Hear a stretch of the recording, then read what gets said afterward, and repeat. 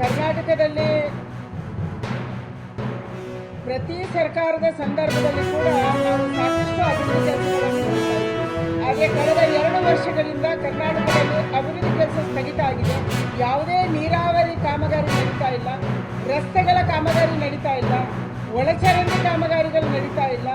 ಯಾವುದೇ ರೀತಿಯ ಅಭಿವೃದ್ಧಿ ಕೆಲಸಗಳು ಅಥವಾ ಶಾಲಾ ಕಟ್ಟಡಗಳು, ಆಸ್ಪತ್ರೆ ಕಟ್ಟಡಗಳು ರಾಜ್ಯದಲ್ಲಿ ನಡೀತಾ ಇಲ್ಲ. ಮೊದಲ ಬಾರಿಗೆ ಅಭಿವೃದ್ಧಿ ಕೆಲಸ ಸ್ಥಗಿತ ಆಗಿರುವಂತಹ ಒಂದು ಸ್ಥಿತಿಯನ್ನ ನಾವು ಕಾಣ್ತಾ ಇದ್ದೀವಿ. ಸರ್ಕಾರ ಹೇಳ್ತು ನಾವು ಗ್ಯಾರಂಟಿ ಕೊಡ್ತೀವಿ ಅಂತ, ಆದರೆ ಇವತ್ತು ಗ್ಯಾರಂಟಿಗೂ ದುಡ್ಡು ಇಲ್ಲದಂತ ಪರಿಸ್ಥಿತಿ ರಾಜ್ಯದಲ್ಲಿ ನಿರ್ಮಾಣ ಆಗಿದೆ. 2 ವರ್ಷಗಳ ಹಿಂದೆ ಅನುದಾನ ಬಿಡುಗಡೆ ಮಾಡಿದ್ದಾರೆ, ಆದರೆ ಅನುದಾನ ರಿಯಲ್ ಆಗಿ ಹಣ ಬಿಡುಗಡೆ ಮಾಡಿಲ್ಲ. ಪತ್ರ ಬರುತ್ತೆ, ದುಡ್ಡು ಬರಲ್ಲ. ನಿನ್ನೆ ಪರಮೇಶ್ವರ್ ಅವರು ಹೇಳ್ತಾರೆ ಸಿದ್ದರಾಮಯ್ಯ ಹತ್ರ ದುಡ್ಡಿಲ್ಲ, ಅಂದ್ರೆ ನಿಮ್ಮ ಖಜಾನೆ ಖಾಲಿ ಆಗಿದೆ. ಇವತ್ತು ಮತ್ತೆ ಯೂಟರ್ನ್ ನೋಡಿದ್ದಾರೆ, ನಾನು ಹಾಗೆ ಹೇಳಿಲ್ಲ, ನಾವು 50 ಕೋಟಿ ಕೊಟ್ಟಿದ್ದೀವಿ. ಯಾರಿಗೆ ಕೊಟ್ಟಿದ್ದೀವಿ? BR ಪಾಟೀಲ್ ಅವರು ಹೇಳ್ತಾರೆ ಅವರ ಕ್ಷೇತ್ರದಲ್ಲಿ ಮನೆ ಕೊಟ್ಟಿದ್ರು, ಯಾರಿಗೆ ಕೊಟ್ಟಿದ್ದಾರೆ ಅಂತ ಗೊತ್ತಿಲ್ಲ. ಅಂದ್ರೆ ಮನೆನೇ ಬಂದಿಲ್ಲ.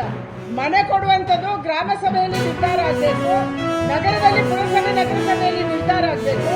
ಅದಕ್ಕಾಗಿ ನಾನು ಆಗ್ರಹ ಮಾಡ್ತೀನಿ, ತಕ್ಷಣ ಸಿದ್ದರಾಮಯ್ಯ ಅವರು ಜಮೀರ್ ಖಾನ್ ಅನ್ನ ಮಂತ್ರಿಮಂಡಲದಿಂದ ಕೈ ಬಿಡಬೇಕು.